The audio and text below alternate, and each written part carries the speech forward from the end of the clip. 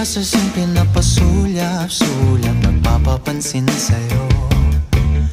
Umabot sa palitan ng mga mensahe, kilig na kilig ako. Kumusta, kain na, hello, magandang umaga. Ingat ka, pahinga, huwag kang masyadong magpupuyat pa. Naramdaman ng puso na dahan-dahan na pag